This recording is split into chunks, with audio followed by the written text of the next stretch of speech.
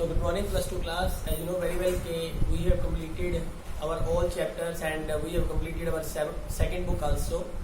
So again I am starting from the first book and from the first chapter. The chapter is Cold War era,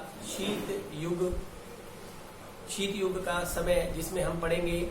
But before starting the chapter, let me introduce this chapter with you. What we are going to read in this chapter. इस chapter में हम क्या पढ़ने जा रहे हैं, सबसे पहले हम उसको देख लेते हैं कि what are the main objectives of this chapter, what we are going to read in this chapter.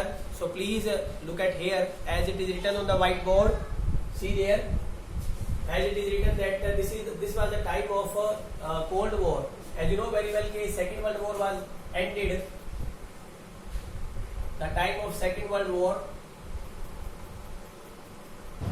was 1939 to 45. शीत युद्ध का जो दौर था वो उसके बाद शुरू हुआ. जो सेकेंड वर्ल्ड वॉर था, द्वितीय विश्व युद्ध जो था वो 1939 से लेके 1945 तक चला.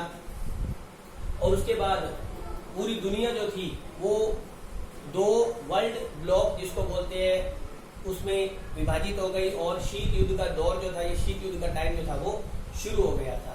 सो ये हम इस चैप्टर में जो मेन ऑब्जेक्टिव्स है जिसके बारे में हम पढ़ेंगे उसे ध्यान से समझ लेते हैं.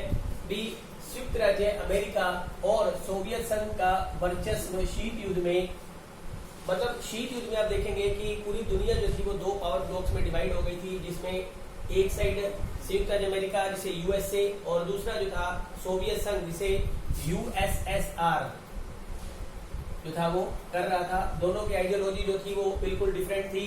दोनों एक दूसरे के अगेंस्ट में थे, अपनी आइडियोलॉजी को लेकर दोनों एक दूसरे के अगेंस्ट में थे.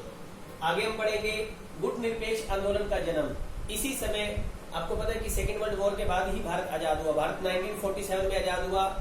सेकेंड वर्ल्ड वॉर के बाद सिर्फ भारत नहीं, एशिया के बहुत सारे देश, श्रीलंका, पाकिस्तान, बांग्लादेश, इनका सेकेंड वर्ल्ड वॉर के बाद ही ये देश जो थे वो धीरे धीरे वर्ल्ड के मैप पर जो थे वो ओरिजिन हुए और आना शुरू हुए.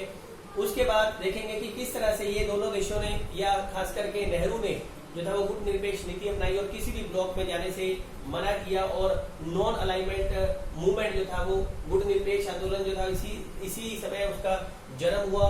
इस आंदोलन ने दोनों राष्ट्रों के दबदबे को चुनौती दी. कैसे जो थे दो राष्ट्र कौन से थे, अमेरिका और यूएसएसआर, इन दोनों को उसने चुनौती दी. फिर आगे हम देखते हैं इसी चैप्टर में कि गुटनिरपेक्ष देशों द्वारा नई अंतरराष्ट्रीय आर्थिक व्यवस्था जिसको न्यू इकोनॉमिक सिस्टम जो था वो ओरिजिनेट करने के लिए, स्थापित करने के लिए प्रयास करने की चर्चा की गई.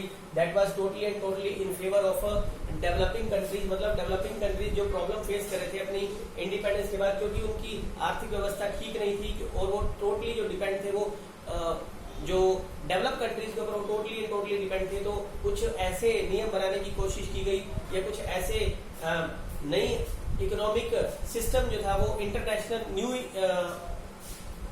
अंतरराष्ट्रीय इंटरनेशनल इकोनॉमिक सिस्टम नया जो था वो स्थापित करने की कोशिश की थी, जिसको नियो बोल देते हैं. किस तरह से आप देखेंगे कि गुटनिरपेक्ष आंदोलनों ने गुटनिरपेक्ष आंदोलन को अपने आर्थिक विकास और राजनीतिक स्वतंत्रता का एक साधन बताया. मतलब गुटनिरपेक्ष आंदोलन यानी कि नेहरू ने, आप जानते हैं कि नॉन अलाइनमेंट मूवमेंट को जन्मदाता थे. नेहरू नहीं, नेहरू के साथ युगोस्लाविया देश के, मिस्र, युगोस्लाविया, इंडोनेशिया, ये 5 ऐसे देश थे जिन्होंने मिलकर नॉन अलाइनमेंट मूवमेंट को बनाया. नॉन अलाइनमेंट मूवमेंट के बाद इस आंदोलन जो ये हम कहेंगे कि इस गुट ने, जिसको कि तीसरी दुनिया के देश बोले जाते हैं, किस तरह से तीसरी दुनिया के देशों ने अपनी आर्थिक विकास और राजनीतिक स्वतंत्रता को गुट का जो श्रेय था, ये क्रेडिट जब वो गुटनिरपेक्ष मूवमेंट को या गुटनिरपेक्ष आंदोलन को दिया था. उसके बाद हम देखते हैं कि गुटनिरपेक्ष आंदोलन में भारत की भूमिका, मतलब भारत की इसमें एक्टिव रोल था. आप जानते हैं कि नेहरू द्वारा इसे प्रपोज किया गया था. भारत के प्रथम प्रधानमंत्री, प्रीमियर प्रधानमंत्री पंडित जवाहरलाल नेहरू ने गुटनिरपेक्ष आंदोलन की नीति को जन्म दिया. और किस तरह से गुटनिरपेक्ष नीति भारत के हितों को रक्षा करने में सफल रही, यानी कि किस तरह से हम दोनों ब्लॉक से जो थे वो हमने दूरी बना के रखी ताकि हम जो है वो किसी भी ब्लॉक में शामिल ना हो। तो ये सारे पॉइंट्स हम इस चैप्टर में कवर करेंगे। अगले वीडियो में मैं आपको बताऊंगा कि इस चैप्टर में क्या क्राइसिस हुए, किस तरह की प्रॉब्लम रही। तो आज के लिए इस वीडियो में सिर्फ ऑब्जेक्टिव्स बताए हैं आपको, अगले वीडियो में हम आगे चलते हैं।